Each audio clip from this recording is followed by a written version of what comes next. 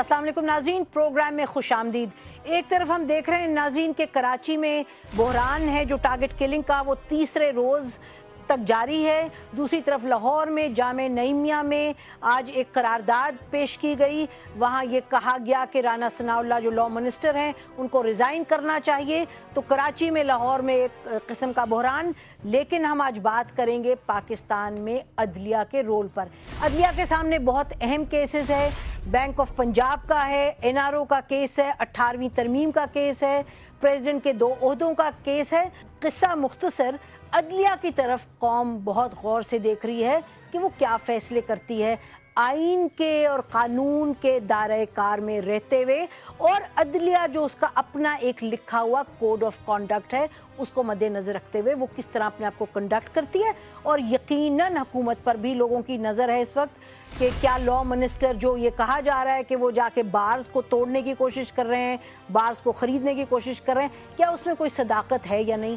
और फिर असल बात यह है कि आया इतने अहम जो मसाइल हैं पाकिस्तान के कानूनी और आईनी, उनका फैसला कोर्ट रूम में ऐन कानून के मुताबिक होगा या ये भी किस्सा कोई जाके सियासी अखाड़े में रुकेगा।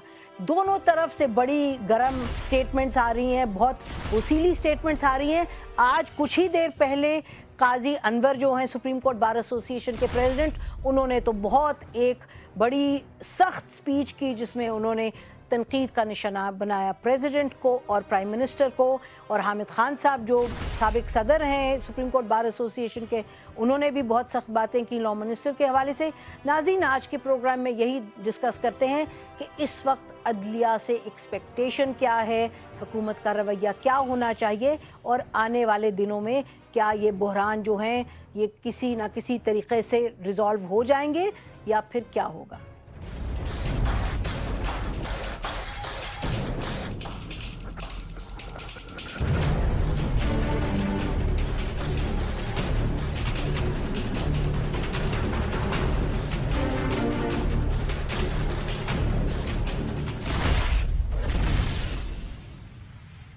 नाज़रीन, इसको डिस्कस करने के लिए हमारे साथ स्टूडियो में मौजूद हैं जस्टिस तारिक महमूद साहब, फॉर्मर जज हैं बलूचिस्तान हाई कोर्ट के और फॉर्मर प्रेसिडेंट हैं Pakistan supreme court bar association के।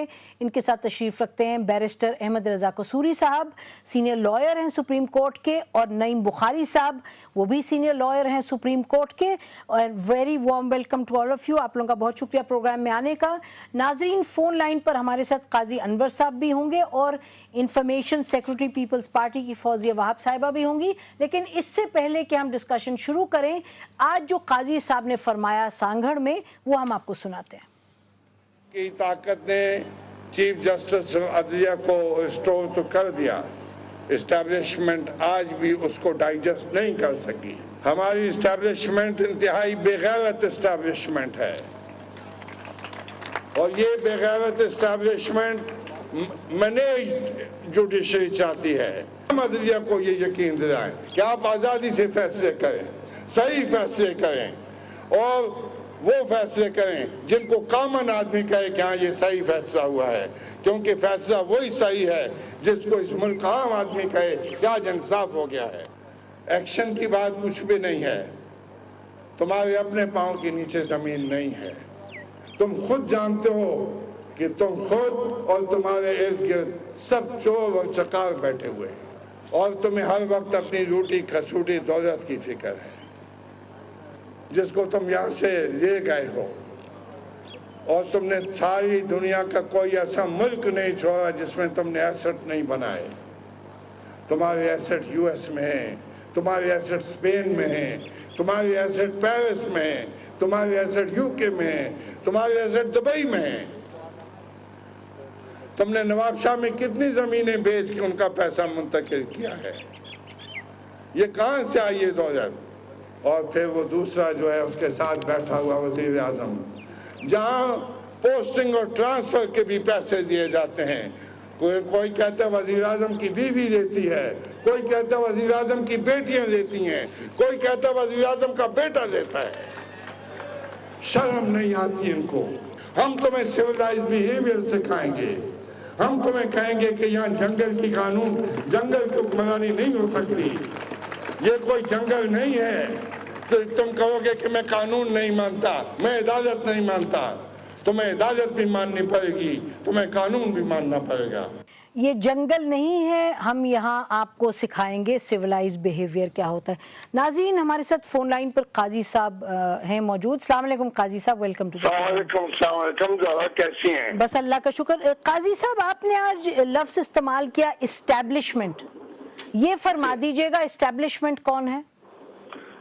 ذرا آپ مجھ سے زیادہ اچھی طرح جانتی ہیں کہ اسٹیبلشمنٹ کون ہے، اور یہی اسٹیبلشمنٹ لوگوں کو لاتی بھی ہے اور کبھی کبھی ان کو گھر بھی بھجوا دیتی ہے۔ تو آپ پاکستان آرمی کی بات کریں اور انٹیلیجنس نہیں، وہ بھی ان کے بھی کچھ ہوں گے، لیکن اسٹیبلشمنٹ پاکستان کی اسٹیبلشمنٹ کی پوری ایک ہسٹری ہے۔ آپ اچھی طرح سمجھتے ہیں کہ پاکستان میں کتنی حکومتیں جو ہیں جو اسٹیبلشمنٹ کی مرضی سے بدلی اور اسٹیبلشمنٹ بدلاتی ہے۔ جی ہاں، اسٹیبلشمنٹ کا جو پوری طرح تو آپ کو مجھے پورا ایک وہ گھنٹہ چاہیے ہوگا تاکہ میں آپ کو ایکسپلین کروں کہ جب ہم نے برٹش سے آزادی لی اس کے بعد سے جی آپ صحیح فرما رہے ہیں۔